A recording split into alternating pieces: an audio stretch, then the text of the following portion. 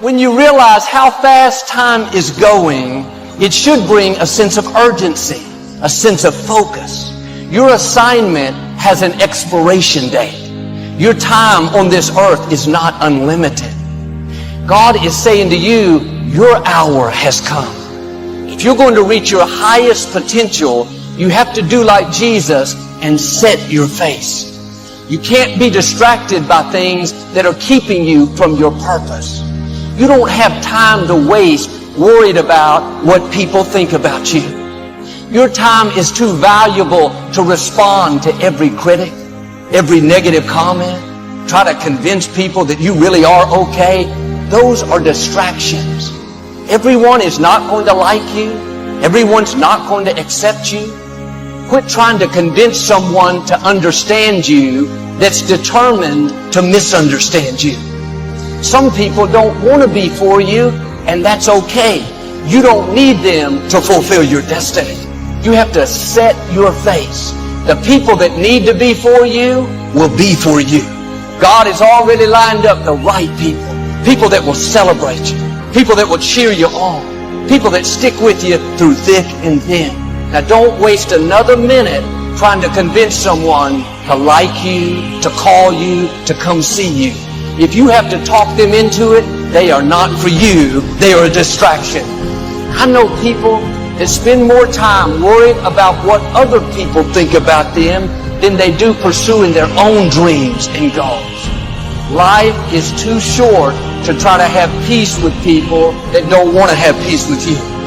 It takes discipline to say, I am not going to respond, not going to waste my valuable time. I have a destiny to fulfill. My hour has come. Proverbs says, avoiding a fight is a mark of honor. God don't like you to surround yourself with people, things, and situations that's going to stop you from reaching the level of success that God has destined you and your career to get to. That's why God gave us free will. God gave us a choice. Loyalty has an expiration date. The problem is when you're the nice person, your loyalty lasts far longer to certain people than it should, because their loyalty to you has been expired. But you being the good person, you hang on to friendships and become forgiving far longer than you really should be. Loyalty has an expiration date. I want to talk to you today about connecting with the right people. Your destiny is too big to get there on your own. God has already arranged certain people to speak faith into you. He's placed in your path people to inspire you, to help you grow and accomplish your dreams. But the reason some people never reach their highest potential is because they never get away from the wrong people. Which means that if God has destined your life to get from here to where it's destined to be, you're carrying dead weight. Your boat is either going to sink, or God has destined your life and your career to get to the ultimate blessing and the goals and where you're supposed to be. Because you got all this dead weight. You're operating over your capacity. It's going to take you that much longer to get there. You've got to connect with people that understand your destiny. People that appreciate your uniqueness. People that can call forth your seeds of greatness. Not people that are always pushing you down, telling you what you can't become, never giving you their approval, no matter how good you do. Life is too short to drag people along. If you will get the wrong people out of your life, then God will bring the right people into your life. Don't be confused. Don't search for reasons. It's the universe. Don't come up with abstract ideas as to why your life is where it is. Bad company corrupts good character. And if your character is corrupted, it doesn't matter how talented you are. When push comes to shove, you will not last and you will not fulfill the mission God has for your life. And the best way to get good character is to remove bad company. Somebody say, check your circle. If you don't know your starting point, friend, you're never going to get to your end point. And so we're being honest and we're being vulnerable and we're looking within and saying, who am I really? Tozer would say to you and I, you want to know who you are? Just check the circle of your friends. Where God has destined your life and your career to be and go, you cannot get there with all of the people that you showed up, because your boat is at its capacity. If the boat is at 1,500, And because you're loyal, you have your boat now at 4,000 pounds in capacity. You are now on a boat that has blessings and opportunities, but it's overweight. It's past its capacity. Some of you, the only thing that's holding you back is your inner circle. The people that are closest to you, they're with you, but they're not really for you. You're constantly having to persuade them that you're okay and convince them to get on board. You're spending all your time and energy on someone that doesn't understand your destiny. It don't matter what your mama think. It don't matter what your coworkers think. It don't matter what your siblings think. It don't matter what your children think. It don't matter. They have nothing to do with it. This decision is yours and yours alone. You get to decide. Let me tell you something. You get to decide if I'm going to be rich, poor, mediocre, happy, sad. You have a decision to make. As you grow up and get older, you start realizing what actually makes sense for your life and what don't make sense for your life. Because I grew up with my brothers and sisters doesn't mean that we're actually going to walk in the same path. Because I have my friends that I grew up with doesn't mean that we're going to move and walk and have our lives, family, mind state, career choice, the way we think, the way we move, moving in the same direction. You should understand this, that it was always going to be your family and your friends that would be the first ones to try and talk you out of your vision and your big idea. That's why you're supposed to live your life. Focus on your intentions and do your thing. If I had paid attention to what people thought I was going to do with my life and what my career path would be, I would not be Tyrese Gibson. Character is self-imposed discipline for the sake of moral convictions. Self-imposed discipline. That means a person of character doesn't need the police. They police themselves.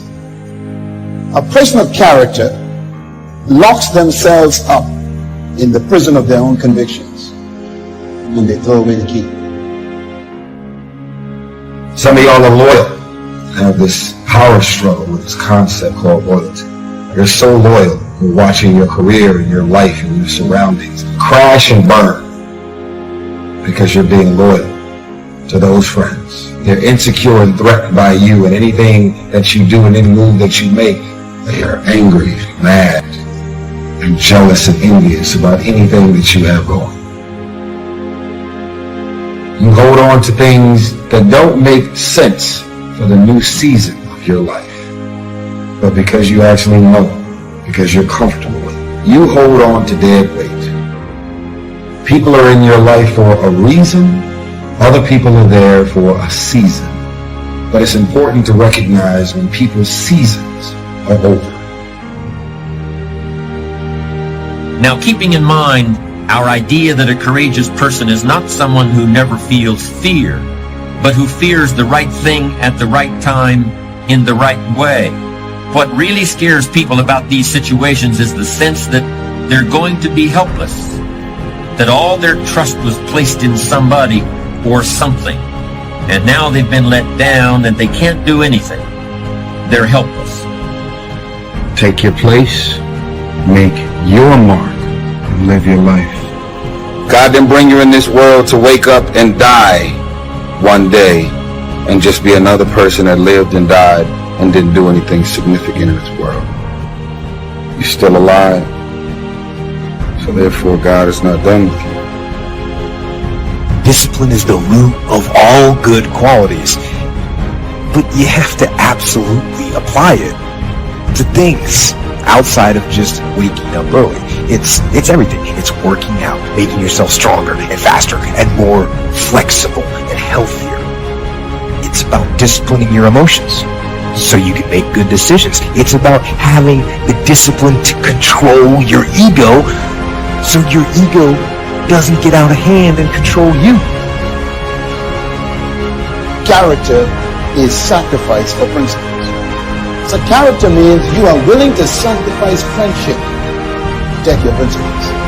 You are willing to lose your best friend in order to keep your principles. The first challenge is for us to find ourselves.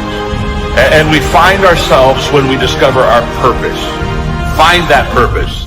It's what makes you solid. It's what makes you secure. It's your mooring. It keeps you just exactly where you need to be so that you can accomplish what you want to accomplish. And so I think that now more than ever, we must begin to look at what are the things that we can do that will enable us to do some things and use some powers that we have, that many of us go through life never ever discovering that we have those things going for us.